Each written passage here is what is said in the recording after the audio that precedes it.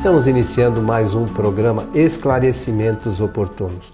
Para nós é uma alegria poder falar dos ensinamentos trazidos por Allan Kardec.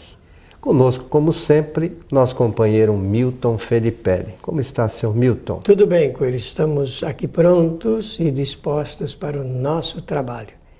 Estamos aqui em esclarecimentos oportunos e, pela oportunidade, eu desejo aproveitar para saudar a todos os nossos ouvintes e espectadores. Que os bons espíritos nos ajudem sempre e cada vez mais. E nós vamos fazer a nossa parte para o seu espírito poder nos ajudar, né, Milton? Porque se a gente não fizer nada, não há meio de nem eles querendo, eles conseguem, né? Não. A nossa vontade, ela é base para o trabalho dos espíritos. Meu amigo Milton. Sim, senhor. Vamos aqui atender, como sempre fazemos, a uma mensagem, uma solicitação que nos foi encaminhada. E as pessoas, às vezes, relacionam muito isso, não acreditam muito nisso, melhor dizendo, e às vezes ficam esperando psicografia. Eu queria receber uma psicografia de um parente e não vem, já fui no Monte Centro Espírita, eu queria uma mensagem, aquela coisa toda. Mas, enfim, a pergunta é a seguinte, Milton. É verdade que podemos ver as almas de nossos familiares que já morreram quando dormimos em estado de sonho? Nesse caso, o sonho é real? Eu estou falando da psicografia porque você vai falar aí, as pessoas às vezes ficam esperando psicografia, eu queria receber, e às vezes não acreditam muito no que estão vendo, né, durante o sonho.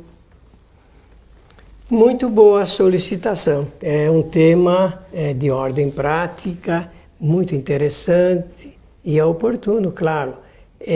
O início da pergunta é assim: é verdade que podemos ver as almas de nossos familiares? Sim, é verdade. Esta é uma realidade demonstrada pela doutrina espírita. As pesquisas de Allan Kardec levaram para essa grande realidade. A conclusão, uma das conclusões interessantes do Espiritismo é justamente essa. Porque o que nós precisamos entender aí? A pessoa usou a palavra alma, também usou a palavra estado de sono e estado de sonho. Então, vamos conversar a respeito, Coelho, porque tenho a certeza, essa nossa conversa vai ajudar muitas pessoas a entenderem um fato que a humanidade toda precisa compreender.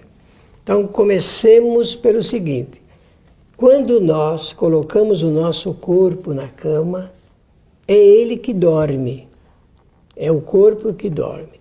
E existe uma necessidade de ordem científica para o corpo dormir. É que é necessário refazer as energias gastas durante o período, trabalhado período enquanto nós estamos acordados. Quando o nosso corpo está na cama nesse estado, nós nos afastamos do corpo físico. O espírito se afasta. O espírito, vou usar a expressão que Allan Kardec dá no capítulo pertinente do Livro dos Espíritos. A alma, nesse caso, agora é o ser encarnado, a alma está afastada do corpo, mas a ele ligado, por uma condição de ordem fluídica. Então, quem dorme é o corpo, o espírito se afasta temporariamente do corpo e continua realizando experiências. Então, quando a gente usa a palavra alma, quer dizer do ser encarnado e que se afasta do corpo. Agora, como ela fala aqui das almas dos nossos familiares, o melhor seria dizer os espíritos, não é isso? Por quê? Porque significa que já rompeu todas as ligações com a matéria e deixou este mundo material, mas continua vivendo, fazendo experiências em outro estado, que o Espiritismo chama de estado de erraticidade. Então, é verdade, sim, que quando nós dormimos, agora eu usar a expressão comum do povo, nós, afastados do corpo físico, poderemos reencontrar os nossos familiares, os nossos amigos, parentes e até mesmo os nossos inimigos, adversários, porque todos estão vivos. Todos estão vivos. Agora, em que circunstâncias se dá esse encontro? Depende de cada necessidade. Algumas questões aqui que eu até anotei, Milton. Nós podemos também ver espíritos de outros encarnados que estão dormindo. Com toda certeza. Porque estão na mesma condição nossa. Que mora com a gente na mesma casa, com certeza a gente sai do corpo para o corpo refazer-se das energias gastas e a gente continua a reunião familiar, ou a discussão familiar, ou a briga familiar. Porque afastado do corpo, o espírito liberta um pouco mais as suas possibilidades de ação. Uma outra questão que é muito importante às vezes para as pessoas terem ideia. A que distância o espírito pode ir enquanto está no sono físico? Muito boa pergunta. O espírito não, a alma, né? Mas fazer essa tudo bem. Só que agora eu sou obrigado a usar uma outra expressão. Como nós usamos dois corpos, esse corpo físico, que todos conhecem, e usamos também um corpo fluídico, um corpo também chamado por Kardec de corpo espiritual, que é composto de fluidos. Allan Kardec deu o nome de perispírito. Então, nós expandimos o nosso perispírito. A pergunta é, a que distância podemos ir? Resposta, a toda e qualquer distância, depende apenas do grau evolutivo de cada um. Porque muitos estão tão agarrados às coisas do mundo material que a possibilidade, ele mesmo, diminui de expansão. Então vamos imaginar, vamos pensar então aqui juntos. Um espírito evoluído, vamos que tenha já um certo grau de evolução.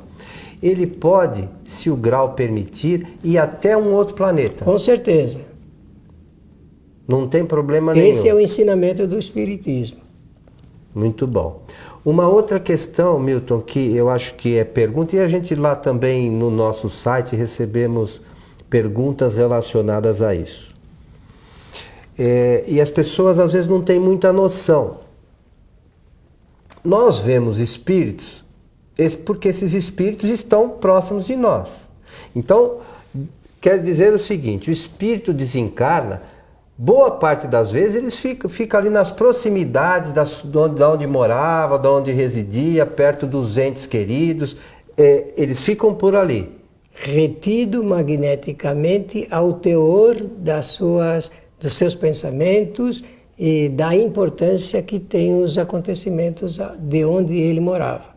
Então eles estão sempre na... Por isso que a gente vê, né? Porque se não tivesse nas proximidades, a gente não veria. Não teria condições. Então, meu comentário do início, a psicografia.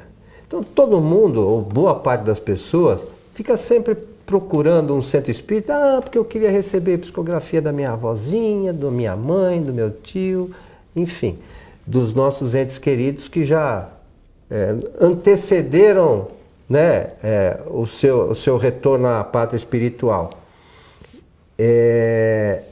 Esses encontros são verdadeiros. Então a gente pode acreditar realmente e esquecer da mensagem, porque aquele contato que a gente tem é real, é verdadeiro, as informações são verdadeiras. Nós temos que prestar muita atenção a esse detalhe, porque ele é altamente significativo na nossa vida. Quando nós dizemos que sonhamos, isto revela experiências, acontecimentos, fatos, porque para o Espiritismo o sonho representa as experiências que o espírito faz quando está afastado do corpo. Então sonhar não é uma coisa de ilusão, está apenas revelando fatos que ocorreram no passado, estão ocorrendo no presente ou poderão acontecer no futuro.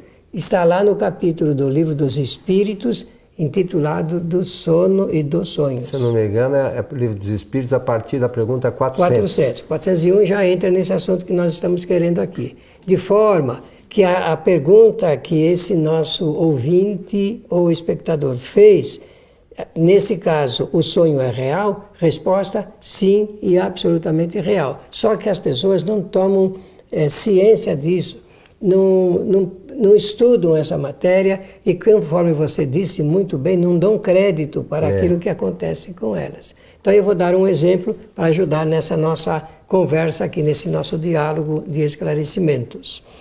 A pessoa sonha com a mãe que já partiu.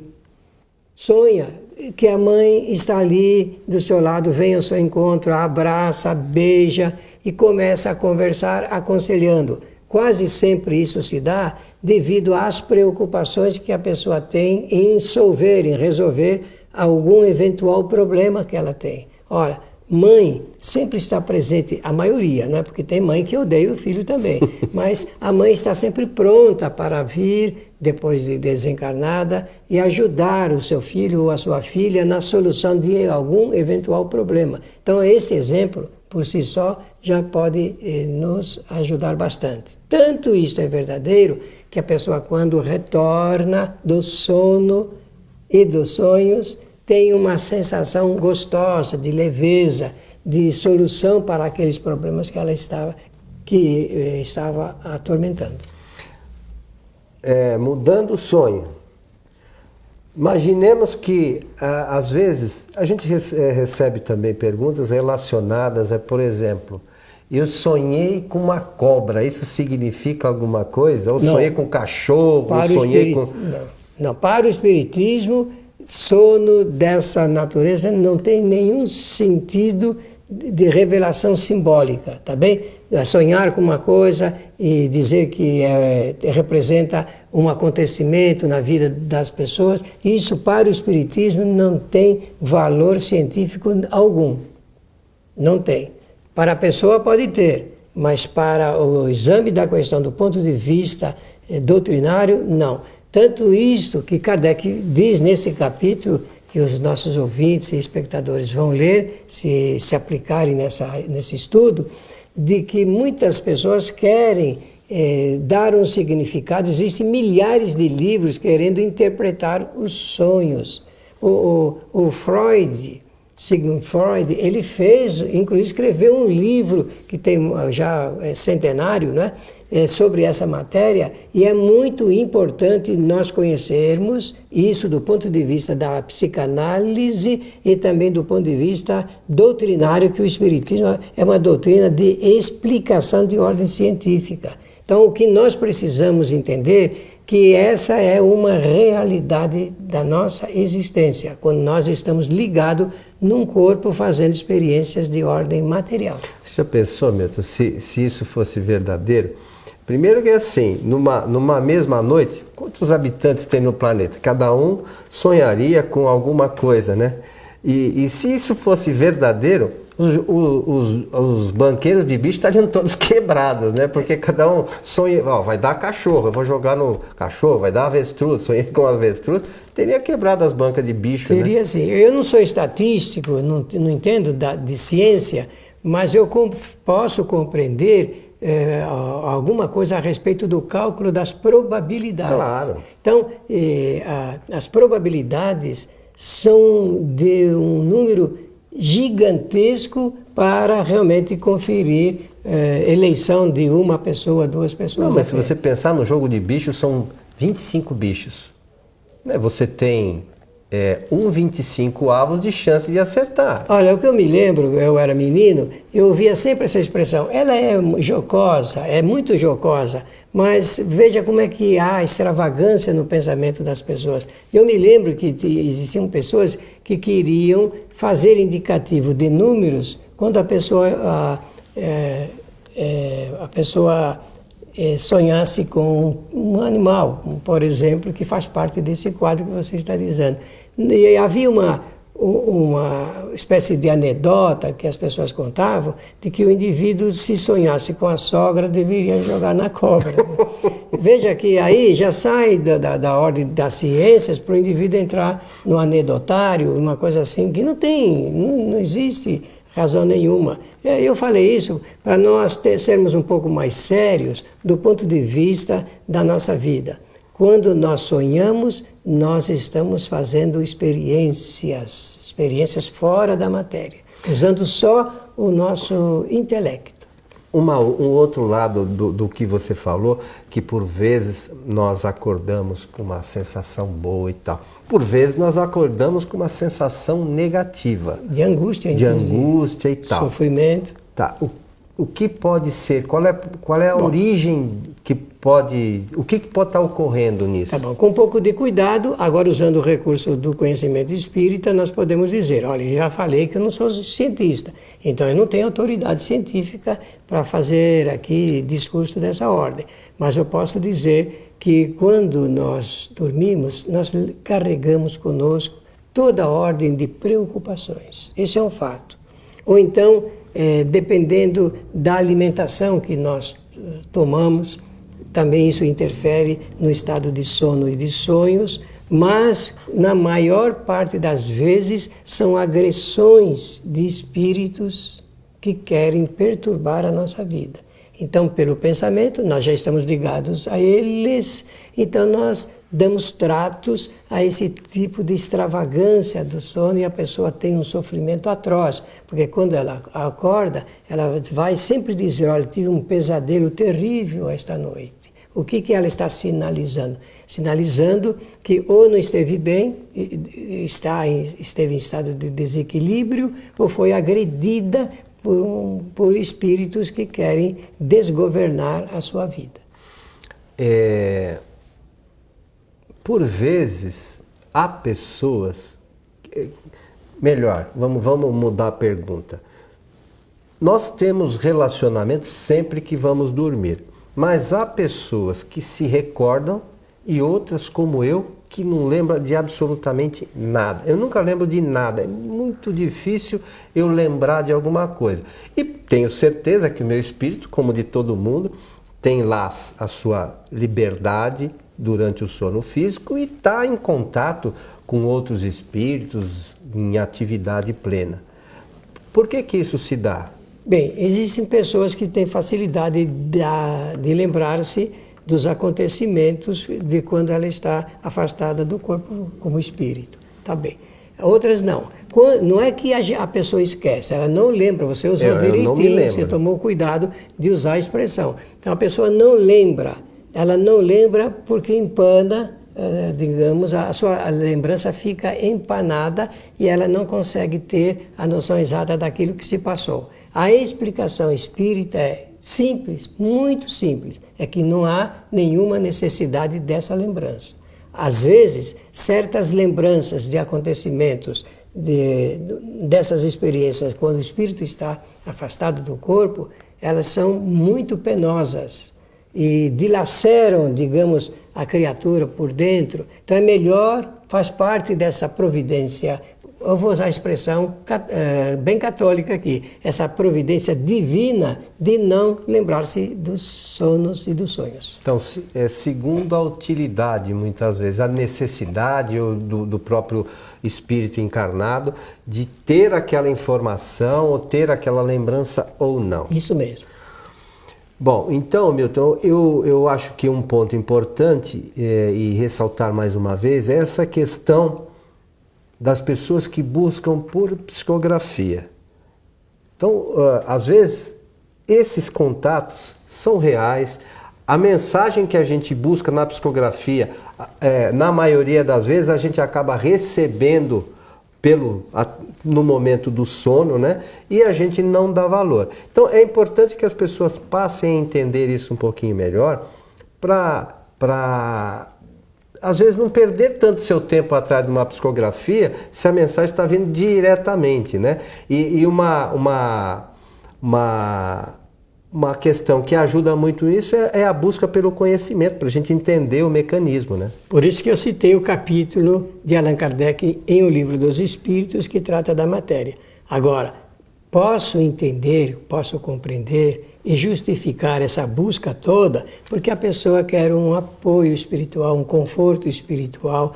E quando alguém da nossa relação familiar desencarna, realmente abre um vazio e dependendo da nossa, você disse bem, do nosso conhecimento e da sustentação espiritual, isso realmente se revela um desconforto muito grande. Então as pessoas querem pelo menos um pedaço de papel que tenha na grafia alguma palavra desse nosso ente querido que já partiu.